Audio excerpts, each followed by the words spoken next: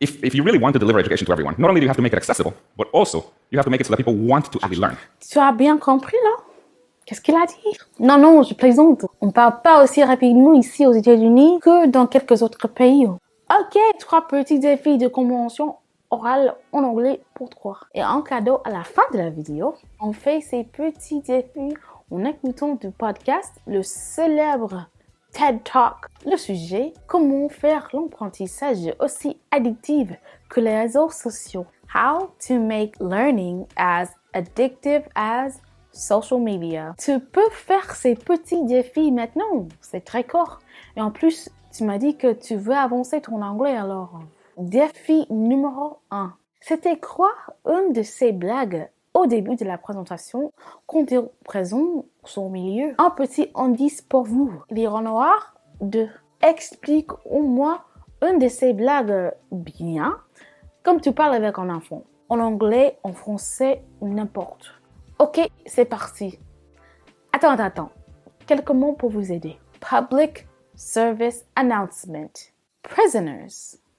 Audience. Sink in. Illegal. Country. Ok. Maintenant, c'est parti. So, I'm from Guatemala. This is a public service announcement. That is where Guatemala is. Also, that is not where they keep the prisoners. That is called Guantanamo. Not the same place. So, Guatemala is right below Mexico. And for the Americans in the audience, and let this sink in because it really applies in most ways. For the Americans in the audience, you can think of it as Mexico's Mexico. Just like the US doesn't want illegal immigration from Mexico, Mexico doesn't want illegal immigration from Guatemala. It's a smaller country. It's a poorer country. And, well, what can I tell you?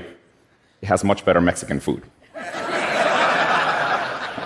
Est-ce que vous avez bien compris une de ces blagues là-dedans? Sinon, c'est pas grave du tout, je vais t'expliquer. Et après, si tu veux revenir en arrière pour essayer de comprendre, ça serait génial. Première blague, c'est qu'il a dit qu'il vient du pays Guatemala et que non, en fait, c'est pas la célèbre prison militaire Guantanamo Bay.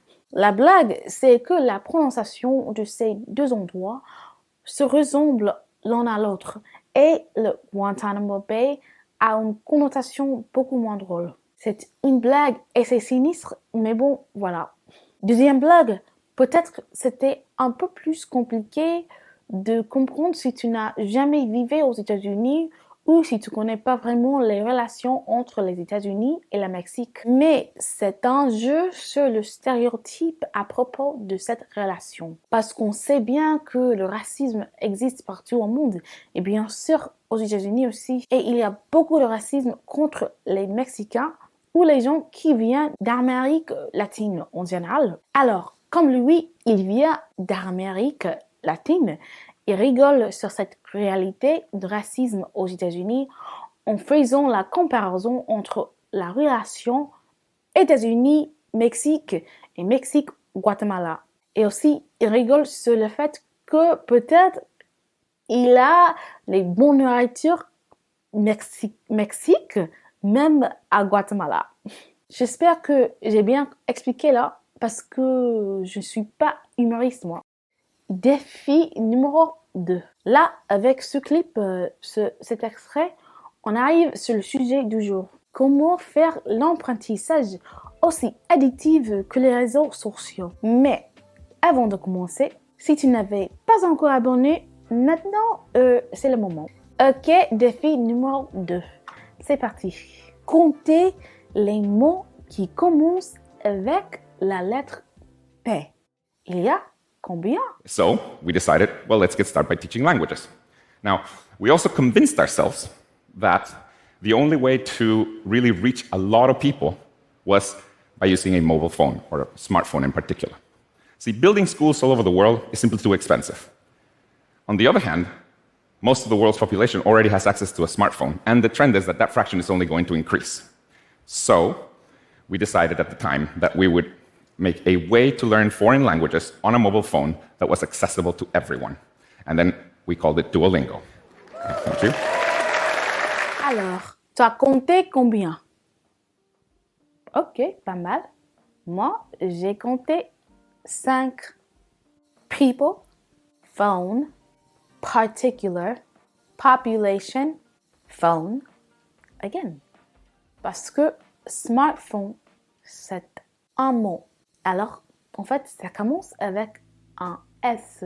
Et si tu n'avais pas encore deviné, comme il vient de dire, la personne qui parle, c'est le fondateur du Duolingo.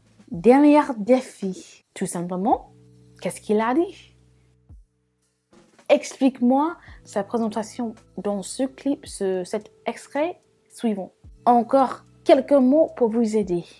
Deliver, accessible, learn, psychological, engaged.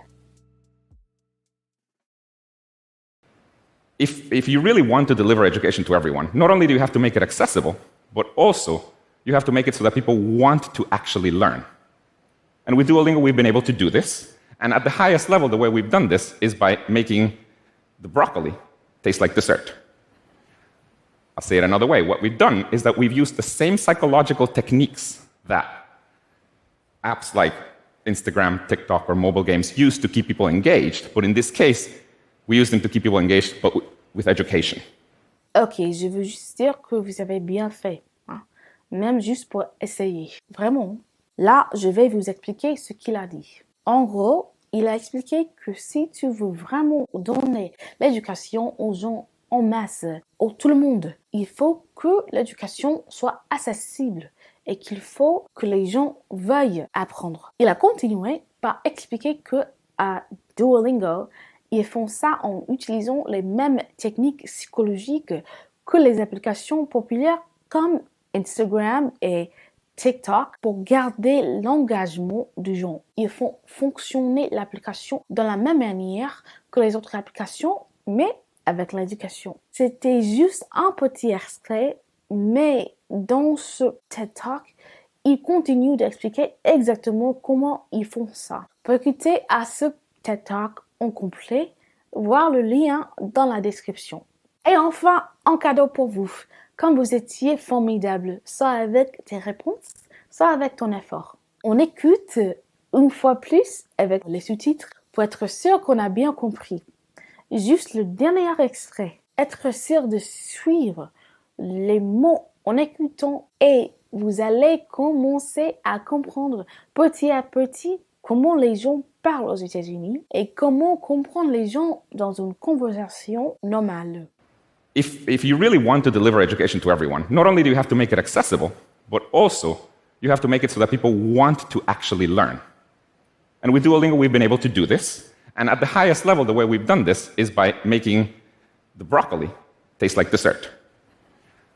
I'll say it another way. What we've done is that we've used the same psychological techniques that apps like Instagram, TikTok, or mobile games use to keep people engaged. But in this case, we use them to keep people engaged, but with education. Mes amis, vous étiez formidables aujourd'hui. Merci encore pour notre épisode de Listen With Me.